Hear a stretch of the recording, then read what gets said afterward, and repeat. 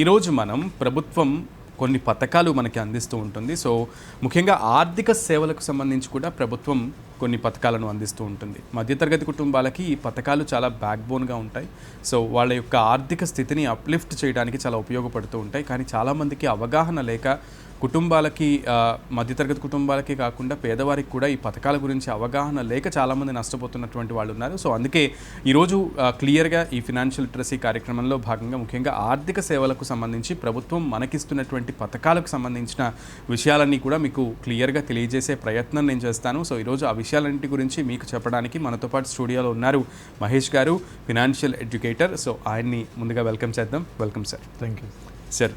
Yes, సాధారణ ప్రజల కోసం మధ్యతరగతి అనుకోండి, below poverty line, above poverty line and middle class పీపుల్కి ఈ సపోర్ట్ చేయడానికి, వాళ్ళ యొక్క లివింగ్ స్టైల్ని ఇంప్రూవ్ చేయడానికి, సస్టైనబిలిటీని పెంచడానికి సో ప్రభుత్వం చాలా పథకాలను అందిస్తూ ఉంటుంది. సో వాటి గురించి మీరు మా ప్రేక్షకుల కోసం సవివరంగా తెలియజేస్తారని, సో ఆర్థిక స్థితిని మెరుగుపరచడానికి ఉపయోగపడేటువంటి ప్రభుత్వ పథకాల గురించి మా ప్రేక్షకుల కోసం ఒకసారి.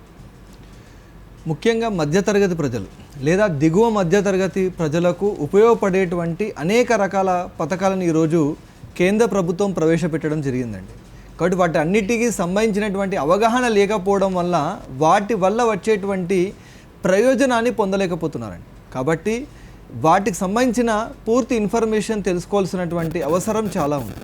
ముఖ్యంగా మనం చెప్పాలి అనుకుంటే ప్రధానమంత్రి జన్ధన్ యోజన, లేదా ప్రధానమంత్రి జీవన్ జ్యోతి బీమా యోజన, ప్రధానమంత్రి సురక్షా బీమా Yojana, Atal pension Yojana, post office schemes, బ్యాంకులో ఉండేటువంటి స్కీమ్స్, ఇలా చాలా రకాలుగా అవైలబుల్గా ఉన్నాయండి. కానీ వీటికి సంబంధించిన పూర్తి సమాచారం తెలుసుకున్నప్పుడు మాత్రమే మధ్యతరగతి ప్రజలకు ఆర్థిక ప్రయోజనం అనేది కలగడం జరుగుతుంది. సార్, అయితే ముఖ్యంగా ఫస్ట్ మనం జన్ధన్ ఖాతా గురించి తెలుసుకుందాం. సో ప్రధానమంత్రి నరేంద్ర మోదీ గారు కూడా దీని గురించి చాలా క్లియర్గా చెప్పారు. బట్ ప్రజలకి, మన తెలుగు ప్రజలకి ముఖ్యంగా అర్థం అవ్వడానికి ఈ జన్ధన్ ఖాతా యొక్క ముఖ్య ప్రయోజనాలు ఏంటి? ఈ జన్ధన్ ఖాతా అంటే ఎలాంటి లిమిట్ బ్యాలెన్స్ అంటే నిర్దిష్టమైనటువంటి మొత్తం అనేది బ్యాంకు ఖాతాలో ఉంచకుండా, బ్యాంకు ఖాతా తెరవడానికి ఎలాంటి నిర్దిష్ట రుసుము చెల్లించకుండానే ఖాతా ఓపెన్ చేయడానికి అవకాశం ఉంది. ఎందుకంటే మనం చూస్తుంటాము బ్యాంకులలో 1000 రూపాయలతో బ్యాంకు ఓపెన్ చేయాలి అనేటువంటిది. కానీ దిగువ మధ్యతరగతి ప్రజలకు ఆ 1000 రూపాయలు అలాగే బ్యాంకులో ఉంచడం అనేది కొంచెం ఇబ్బందికరమైనటువంటి విషయం. తద్వారా ఎవరు కూడా బ్యాంక్ అకౌంట్ ఓపెన్ చేయడానికి సిద్ధంగా ఉండరు. కాబట్టి అనేక రకాల పథకాల సబ్సిడీలని బ్యాంక్ అకౌంట్ ద్వారా, అంటే మధ్యవర్తులు ఎవరూ లేకుండా ఆ పథకం యొక్క పూర్తి ప్రయోజనం ఖాతాదారుని యొక్క ఖాతాలో వేయడానికి, ఖాతాదారునికి నేరుగా అందడానికి మొట్టమొదటగా ప్రతి వ్యక్తి కూడా బ్యాంక్ అకౌంట్ అనేది ఉండాలి. కాబట్టి జీరో బ్యాలెన్స్తో మనం అకౌంట్ ఓపెన్ చేసేటువంటి అవకాశం ఈ యొక్క జన్ధన్ యోజనలో ఇవ్వడం జరిగింది. దాంతోపాటు దీంట్లో ఉండేటువంటి ఇంకొక ముఖ్యమైనటువంటి అవకాశం సబ్సిడీ కూడా పొందుతారండి. ఎందుకంటే గవర్నమెంట్ ఇచ్చేటువంటి సబ్సిడీలు, రాష్ట్ర ప్రభుత్వం కావచ్చు, కేంద్ర ప్రభుత్వం కావచ్చు, ఇచ్చే సబ్సిడీ అనేది మనకు ఇక్కడ అకౌంట్లో నేరుగా ఎలాంటి మధ్యవర్తి లేకుండా ఖాతాదారుని యొక్క ఖాతాలోనే రావడం జరుగుతుంది. ఎప్పుడైతే ఈ సబ్సిడీ నేరుగా రావడం జరుగుతుందో దాని యొక్క పూర్తి ప్రయోజనం అనేది పొందడం జరుగుతుంది. దాంతోపాటు ఎప్పుడైతే ఈ ఖాతా నువ్వు కొనసాగిస్తున్నావో నీకు రూపే డెబిట్ కార్డ్ అనేది ఇవ్వడం జరుగుతుంది. ఈ రూపే డెబిట్ కార్డును ఎప్పుడైతే నువ్వు ఉపయోగిస్తున్నావో నీకు అవసరమైనప్పుడు ఒక 10,000 రూపాయల వరకు ఓడీ సౌకర్యాన్ని కూడా ఉపయోగించేటువంటి అవకాశం ఈ యొక్క రూపే డెబిట్ కార్డ్ అనేది నీకు ఇవ్వడం జరుగుతుంది. దాంతోపాటు నీ యొక్క సేవింగ్స్ అలవాటు పెంచడానికి కూడా, ఎందుకంటే నువ్వు సంపాదించేటువంటి డబ్బు ఎక్కడ భద్రపరచుకోవాలి అనేటువంటి ఒక సందిగ్ధతలో చాలామంది మధ్యతరగతి ప్రజలు అసలు సేవింగ్ అనేటువంటి జోలికే వెళ్ళరు. ఎందుకంటే దాచుకుంటే డబ్బు ఏదైనా దొంగల పాలవుతుంది, కాబట్టి దాచుకోకుండా వచ్చినటువంటి డబ్బును అదేవిధంగా ఖర్చు చేయడం అనేది చేస్తూ ఉంటారు. కాబట్టి అలా కాకుండా ఒక అకౌంట్ ఉంది, అకౌంట్లో మనము సేవ్ చేసుకోవడం ద్వారా డబ్బు అనేది భద్రంగా ఉంటుంది అనేటువంటి ఒక భరోసా మనం కలిగించినప్పుడు ఖచ్చితంగా ప్రజలు తమ యొక్క డబ్బుని పొదుపు ఖాతాల్లో పొదుపు చేసుకోవడానికి అవకాశం ఉంటుంది. కాబట్టి ప్రభుత్వం జన్ధన్ ఖాతా అనేటువంటి ఒక పథకం ద్వారా జీరో బ్యాలెన్స్ ద్వారా ప్రతి వ్యక్తి కూడా ఖాతా ఈజీగా తెరవచ్చు, తద్వారా సబ్సిడీ అమౌంట్ అనేది మీరు పొందవచ్చు అని గవర్నమెంట్ అనేది ప్రవేశపెట్టడం జరిగింది. ఇప్పటికైనా ఎవరైనా తమ యొక్క అకౌంట్ బ్యాంకులో ప్రారంభించకపోతే ఈ యొక్క జన్ధన్ ఖాతా యొక్క ప్రయోజనాన్ని మీరు స్వీకరించడానికి వెంటనే బ్యాంకుకు వెళ్ళి మీరు జీరో బ్యాలెన్స్ అకౌంట్ అనేది ఓపెన్ చేసుకోవచ్చు. ముఖ్యంగా ఈ జన్ధన్ ఖాతా కనుక ప్రజలందరూ కూడా వాడితే బ్లాక్ మనీ అనేది చాలా వాడుకకి ఉన్నటువంటి బ్లాక్ మనీ అంతా కూడా తగ్గేటువంటి అవకాశం ఉంటుంది. అండ్ మోరోవర్ ప్రజలందరికీ కూడా సేవింగ్స్ పట్ల ఒక అవగాహన పెరుగుతుంది. అందరూ కూడా ఖాతా కలిగి ఉండటం వల్ల సో వారికి వచ్చేటువంటి ప్రయోజనాల గురించి కూడా అండ్ అలాగే ప్రతి ఒక్కరూ డబ్బును తీసుకెళ్లి బ్యాంకులో వేయాలి, మనకి ఒక ఖాతా ఉందనే తెలుస్తుంది. చాలా thank you so much sir. దానికి సంబంధించి జన్ధన్ ఖాతా గురించి ప్రజలందరికీ చాలా విపులంగా వివరించారు. అయితే ఇంకా ప్రధానమంత్రికి సంబంధించిన చాలా పథకాలు ఉన్నాయి. సో జేజేబీవై అని క్లియర్గా చెప్పాలంటే జ్యోతి బీమా యోజన, జీవన్ జ్యోతి బీమా యోజన అండ్ అలాగే సురక్షా బీమా యోజన కూడా ఉంది. సో వీటి గురించి మా ప్రేక్షకుల కోసం ఒకసారి అండ్ ముఖ్యంగా ఈ జీవన్ జ్యోతి బీమా యోజనకి సంబంధించి ప్రధానమంత్రి జీవన్ జ్యోతి బీమా యోజనకి అండ్ అలాగే ప్రధానమంత్రి సురక్షా బీమా యోజనకి సంబంధించినటువంటి వ్యత్యాసాలు ఏంటి రెండింటికి? ఈ రెండు పథకాలు కూడా ముఖ్యంగా మధ్యతరగతి, దిగువ మధ్యతరగతి ప్రజలకు బీమా సౌకర్యాన్ని కల్పించడానికి ప్రవేశపెట్టబడినటువంటి పథకాలండి. ఒకటి జీవన్ జ్యోతి బీమా యోజన. ఈ జీవన్ జ్యోతి బీమా యోజన అంటే ఇది కేవలం ఒక సాధారణమైనటువంటి బీమా పథకం. 400 రూపాయలతో, సుమారుగా 436 రూపాయలతో మనము ఈ యొక్క ఇన్సూరెన్స్ స్కీమ్లో ప్రవేశం పొందడానికి అవకాశం ఉంది. అంటే 18 సంవత్సరాల నుండి సుమారు 50 సంవత్సరాల వయసు కలిగినటువంటి ప్రతి వ్యక్తి కూడా ఈ యొక్క ఇన్సూరెన్స్ స్కీమ్లో ప్రవేశం పొందడానికి అవకాశం ఉంటుంది. అంటే ప్రతి సంవత్సరము తన యొక్క అకౌంట్ నుండి ఆటో డెబిట్ అయ్యే విధంగా గవర్నమెంట్ ఆల్రెడీ తన యొక్క అకౌంట్ నుండి ఆటో డెబిట్ ఆప్షన్ అనేది ఇవ్వడం జరుగుతుంది. కాబట్టి 430 రూపాయలు ఆటోమేటిక్గా డెబిట్ అవ్వడం జరుగుతుంది. ఎందుకంటే ఇన్సూరెన్స్ అనేది అలవాటుగా ఉండదు.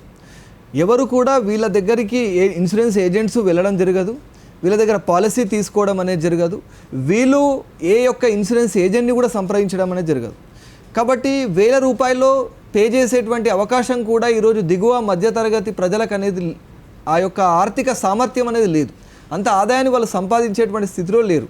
కాబట్టి బిలో పావర్టీ లైన్ వాళ్ళకు కూడా, తక్కువ ఆదాయం సంపాదించేటువంటి వ్యక్తులకు కూడా బీమా సౌకర్యం కలిగించాలి అనేటువంటి ఉద్దేశంతో కేవలం అతి తక్కువ ప్రీమియాన్ని తీసుకొని ఏదైనా ప్రమాదం జరిగితే 2 లక్షల రూపాయల వరకు నష్టపరిహారాన్ని చెల్లించే విధంగా ఈ యొక్క జీవన్ జ్యోతి బీమా యోజన పథకాన్ని ప్రవేశపెట్టడం అనేది జరిగిందండి.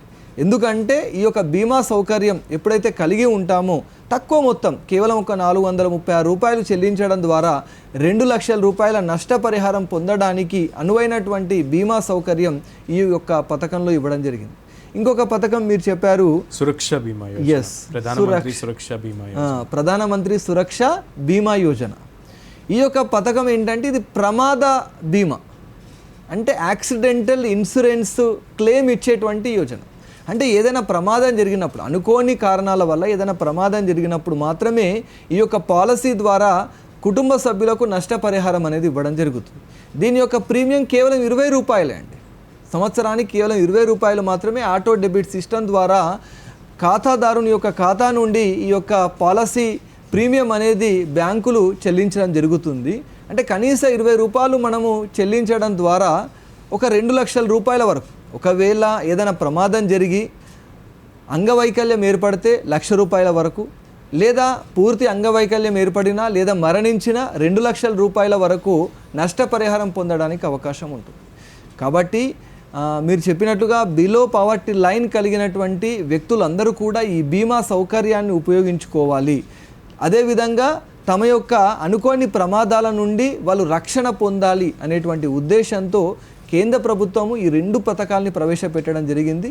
స్పష్టమైనటువంటి తేడా మనం గమనిస్తూ ఉన్నట్లయితే, మొదటిది జీవన్ జ్యోతి బీమా యోజన అనేది కేవలం బీమా సౌకర్యాన్ని మాత్రమే కలిగించేటువంటి ఒక పథకము.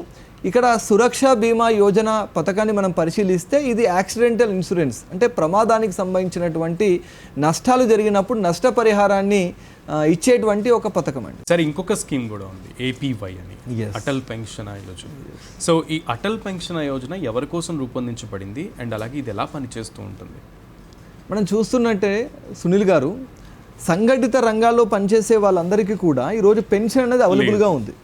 కానీ అసంఘటిత రంగంలో పనిచేసేటువంటి వాళ్ళకు ఈరోజు అసలు ఆ పెన్షన్ అనే సిస్టమే లేదు కదండి. ఎందుకంటే ఆదాయం, ఫైనాన్షియల్ సెక్యూరిటీ లేదు. ఒక ఆదాయాన్ని సంపాదిస్తున్నా కూడా ఆదాయం సంపాదించేటువంటి సామర్థ్యం, వయస్సు మళ్ళిన తర్వాత అతనికి పెన్షన్ సౌకర్యం లేదు, ఇంకొకరిపైన డిపెండ్ అవ్వాల్సినటువంటి అవసరం ఏర్పడుతుంది. కాబట్టి దీని నుండి దిగువ మధ్యతరగతి ప్రజలను తప్పించడానికి వారికి కూడా పెన్షన్ అనేది ఇవ్వాలి. వారు కూడా ఒక వయసు వచ్చిన తర్వాత పనిచేయడం మానేసిన తర్వాత వాళ్ళకు పెన్షన్ అనేది ఇవ్వగలిగినప్పుడు మాత్రమే ఆర్థిక భద్రత ఉంటుంది అనేటువంటి ఉద్దేశంతో ప్రభుత్వం అటల్ పెన్షన్ యోజన అనేటువంటి ఒక పథకాన్ని ప్రవేశపెట్టడం జరిగింది. దీంట్లో మనము తీసుకోవాల్సినటువంటి ముఖ్యమైనటువంటి పాయింట్, వాళ్ళకి ఖచ్చితంగా Aadhaar card and pan card, mobile number అనేది అవైలబుల్గా ఉండాలి. ఈ పెన్షన్ సౌకర్యం మనకు రావాలి. లేదా నీకు ఒక 60 సంవత్సరాలు వచ్చిన తర్వాత నీకు నెలకు 5,000 రూపాయలు రావాలి అనుకుంటే ఒక నిర్దిష్ట మొత్తాన్ని నువ్వు ప్రతి నెల నీ యొక్క అకౌంట్ నుండి ఆటో డెబిట్ సిస్టంలో చెల్లించాల్సి వస్తుంది. లేదా నీకు రావాల్సినటువంటి పెన్షన్ ఒక 3,000 రూపాయలు ఉంటే సరిపోతుంది అనుకున్నప్పుడు ఇంకొంచెం నిర్దిష్ట మొత్తాన్ని మనం ప్రతి నెల పే చేయాల్సి ఉంటుంది. కాబట్టి ఈ విధంగా మనకు రావాల్సినటువంటి పెన్షన్ యొక్క మొత్తాన్ని పరిగణలోకి తీసుకుంటూ మనం చెల్లించాల్సినటువంటి ప్రీమియము నిర్ణయించబడుతుంది. అదేవిధంగా కేవలం 18 నుండి ఒక 40 సంవత్సరాల వయస్సు కలిగినటువంటి వ్యక్తులు ఈ యొక్క అటల్ పెన్షన్ యోజన స్కీమ్లో ఉండాలి అని ప్రభుత్వం చెప్పడం జరుగుతుంది. ఎందుకంటే ప్రభుత్వము 2015 నుండి ఈ యొక్క అటల్ పెన్షన్ యోజన అనేటువంటి స్కీమ్ని అమల్లోకి తీసుకొని రావడం జరిగింది. ముఖ్యంగా అసంఘటిత రంగంలో ఉన్నటువంటి అంటే డ్రైవర్స్ కావచ్చు, డైలీ వర్కర్స్ కావచ్చు, రైతులు కావచ్చు, కూలీలు కావచ్చు, ఇలా చాలామంది కూడా ఒక స్పెసిఫైడ్ ఆర్గనైజేషన్లో పనిచేయడం జరగదు. వాళ్ళు సంపాదించేటువంటి ఆదాయం కావచ్చు, వాళ్ళు పనిచేసేటువంటి ఆర్గనైజేషన్ కావచ్చు, ఎక్కడ కూడా రిజిస్టర్ అయి ఉండదు.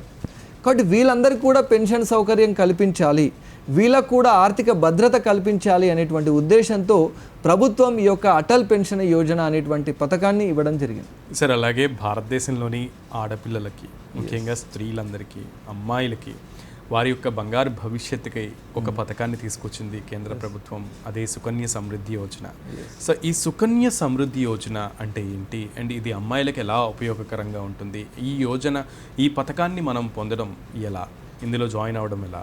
సుకన్య సమృద్ధి యోజన అనేది ప్రభుత్వం ప్రవేశపెట్టిన పథకాలన్నింటిలో కూడా అండి చాలా లాభాన్ని చేకూర్చేటువంటి చాలా అద్భుతమైనటువంటి స్కీమ్ అండి ఇది సుకన్య సమృద్ధి యోజన పథకం. ఎందుకంటే ఈరోజు బాలికలు అంటే అమ్మాయి పుడితే ఒక భారంగా భావించేటువంటి సమాజానికి సరైనటువంటి ఆర్థిక భద్రత కల్పించడం, నీకు ఎలాంటి ఇబ్బంది లేదు అమ్మాయి పుట్టినంత మాత్రాన ఇది ఆర్థిక భారం అనుకోకూడదు అని ఒక మైండ్ సెట్ మార్చడానికి ప్రభుత్వం తన వంతుగా ఈరోజు సమాజంలో ఉన్నటువంటి ఆ యొక్క నమ్మకాన్ని తుడిచిపెట్టడానికి ప్రవేశపెట్టినటువంటి పథకము సుకన్య సమృద్ధి యోజన పథకం అండి. ఎప్పుడైతే ఆడపిల్ల పుట్టడం జరుగుతుందో సుమారు 21 సంవత్సరాల లోపు దాని యొక్క బెనిఫిట్ వచ్చే విధంగా 10 సంవత్సరాల లోపు ఎప్పుడైనా సరే అమ్మాయి యొక్క వయసు 10 సంవత్సరాల లోపు ఎప్పుడైనా ఖాతా ప్రారంభించవచ్చండి. ప్రతి సంవత్సరానికి మినిమం సేవింగ్ అనేది 250 రూపాయలతో ప్రారంభించవచ్చు. ప్రతి సంవత్సరంలో అంటే ఫైనాన్షియల్ ఇయర్లో 1,50,000 వరకు సేవ్ చేసుకునేటువంటి అవకాశం. అద్భుతం సార్. కాబట్టి 15 సంవత్సరాలు ఖాతా ప్రారంభించిన నాటి నుండి 15 సంవత్సరాలు సేవ్ చేసుకుంటూ వెళ్ళొచ్చు. ఆ తర్వాత 21 సంవత్సరాలకు మెచ్యూరిటీ రావడం జరుగుతుంది, అంటే ఆ యొక్క స్కీమ్ పూర్తవడం జరుగుతుంది. అప్పటి వరకు సేవ్ చేసినటువంటి మొత్తానికి ఇంట్రెస్ట్ రేట్ మిగతా ఏ పథకాల్లో కూడా ఇవ్వనటువంటి అత్యధికమైనటువంటి వడ్డీ రేటు ఈ యొక్క పథకంలో ఇవ్వడం జరుగుతుంది. అది కూడా ఎప్పటికప్పుడు ఇయర్లీ కాంపౌండ్ రూపంలో పెరగడం జరుగుతుంది, ఇంట్రెస్ట్ అనేది కలిపి ఇవ్వడం జరుగుతుంది. కాబట్టి 15 సంవత్సరాలు సేవింగ్ పీరియడ్, 21 సంవత్సరాలకు మెచ్యూరిటీ పీరియడ్ అనేది ఉంటుంది. 21 సంవత్సరాల తర్వాత ఆ యొక్క డబ్బుని మనం విత్డ్రా చేసుకునేటువంటి అవకాశం ఉంది. అంటే ప్రభుత్వం యొక్క ఉద్దేశం ఏంటి అంటే పాప యొక్క పెళ్ళి సమయంలో కావచ్చు, లేదా చదువుకునేటువంటి సమయంలో కావచ్చు, డబ్బులు ఇవ్వడానికి అంటే ఆ ఖర్చులను భరించడానికి తండ్రికి ఇబ్బంది కలగకుండా ఈ యొక్క సేవింగ్స్ రూపంలో వచ్చినటువంటి డబ్బు ద్వారా పిల్లల పెళ్ళిళ్ళు కావచ్చు, చదువులకు ఆ డబ్బును ఉపయోగించుకోవచ్చు అని. ఇక్కడ ఇంకొక అనుమానం ఉంటుంది, లేదా మధ్యలోనే ఎప్పుడైనా డబ్బులు అవసరమైతే ఎలా అంటే ఖాతా ప్రారంభమైనటువంటి 18 సంవత్సరాల వరకు మనం తీసుకునేటువంటి అవకాశం ఉండదు.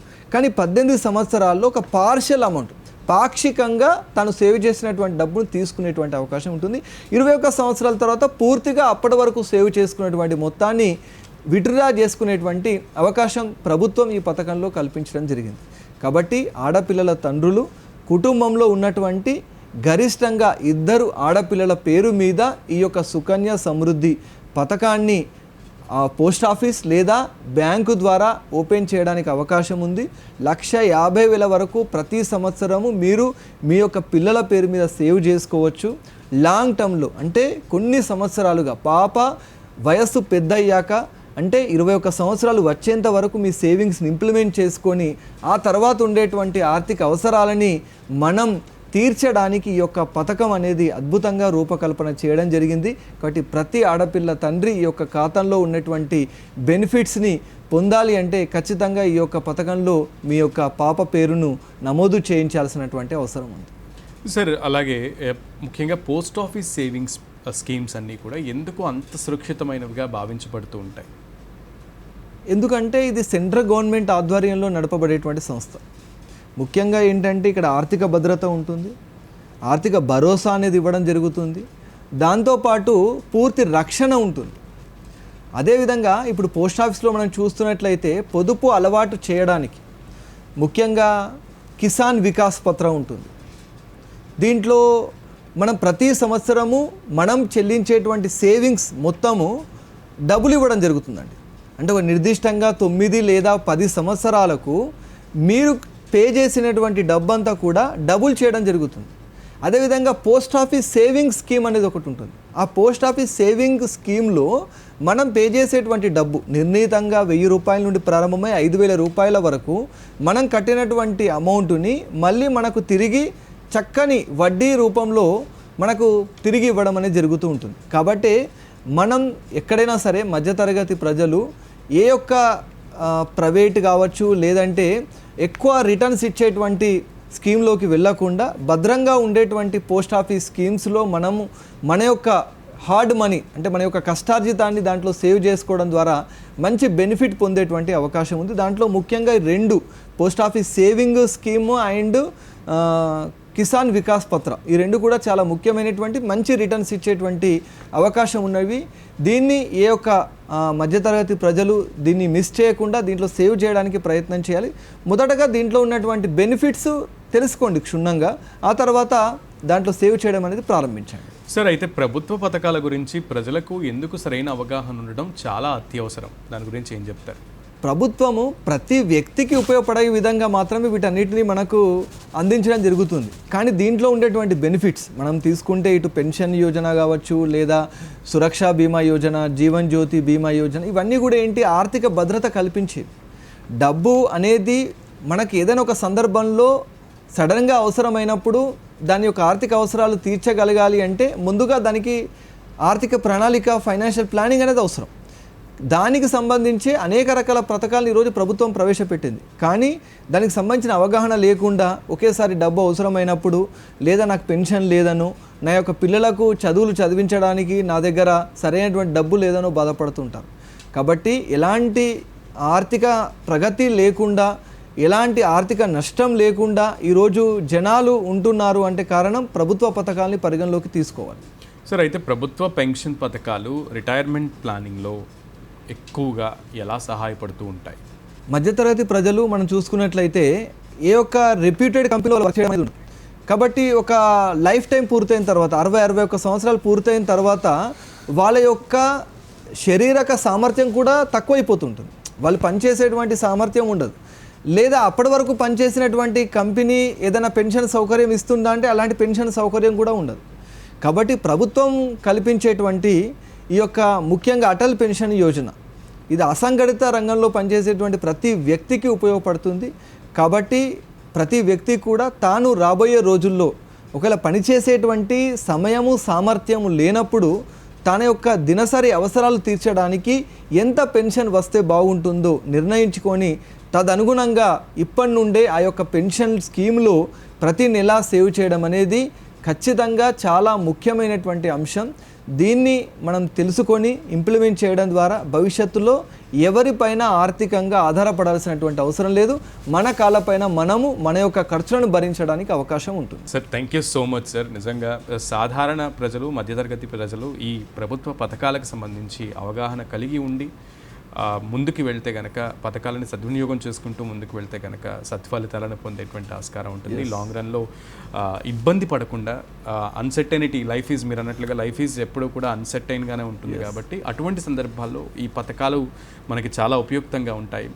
ఇది ఇవాల్టి ఫినాన్షియల్ లిటరసీ కార్యక్రమం. మరో కార్యక్రమంతో మళ్ళీ కలుద్దాం. నమస్కారం.